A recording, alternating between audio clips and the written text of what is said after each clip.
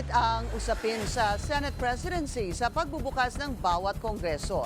Sakali mang umurong sa pwesto si SP Cheese Escudero, handa raw ang tinaguriang Duterte 7 para isulong ang kanilang kandidato. Nagbabalik si Hannah T. Posibleng isang Duterte ally ang maging bagong Senate leader.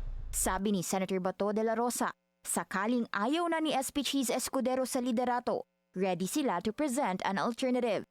When you say contingency, ang next namin na plano dyan, within ourselves, Duterte 7, kung halimbawa ayaw ni Cheese na maging Senate President, then our second option is somebody from within that Duterte 7 ang aming ipupus.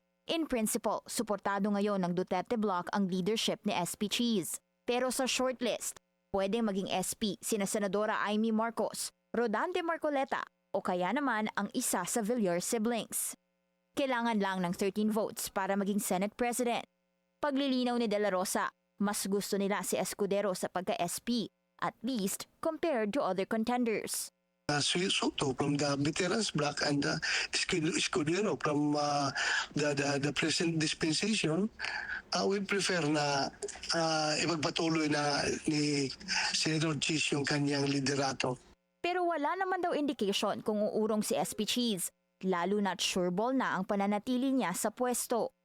Naniniwala si Senator J.V. Ejercito na may enough numbers para kay Escudero.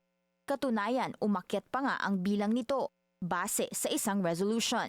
Ang estimate ko baka nasa 17 to 18 na siguro ang nakapirma as of now. Gaano nga ba kahalagang si Escudero pa rin ng SP, lalo na't papalapit na ang impeachment trial ni VP Sara? Parang mahirap yata mag-issue ng court rulings kung hindi ka abogado. So I think malaking advantage kung si SP Cheese kasi abogado siya and hindi naman mahusay na abogado si SP Cheese. Sa 24 senators of the 20th Congress, isa si Escudero sa nasa 5 senador na abogado rin. Sa ngayon, wala pang official statement si Escudero kung confirmed nga ang Senate resolution na sumusuporta sa liderato niya sa 20th Congress. Para sa agenda, Hannah T. Bilyonaryo News Channel.